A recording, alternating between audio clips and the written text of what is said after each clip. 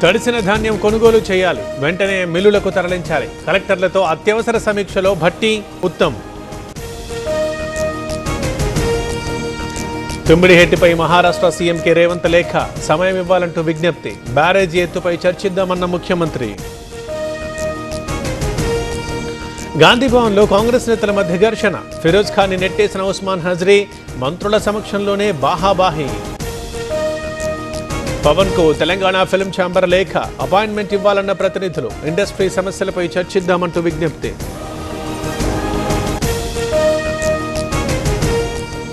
జాతీయ జెండా దేశానికి గౌరవం, పసుపు జెండా తెలుగువారి ఆత్మగౌరవం.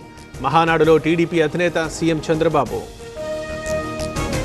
మహానాడు వేదికగా చంద్రబాబు మాయ మాటలు మాట్లాడారు. జగన్ చేసిన సంక్షేమంపై చర్చకు సిద్ధమా? లోకేష్ కి జోగి రమేష్ సవాల్. తెలంగాణపై ఆంధ్ర నాయకుల పెత్తనమేంటి? మీ ఏడుపు అమరావతిలో ఏడవాలన్న మందుల సామేల్. ప్రొఫెసర్ నాగేశ్వర్కు ఎమ్మెల్యే మద్దతు.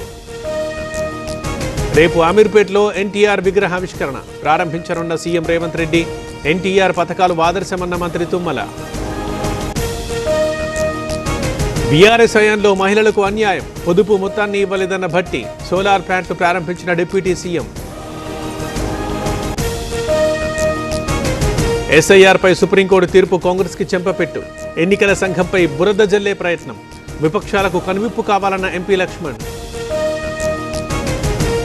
బంజారాహిల్స్ పిఎస్లో బీఆర్ఎస్పీ నేతల ఫిర్యాదు. సీఎం రేవంత్ పై కేసు నమోదు చేయాలంటూ డిమాండ్. అధికార పార్టీ ఒత్తిళ్లకు లొంగొద్దన్న గెల్లు శ్రీనివాస్.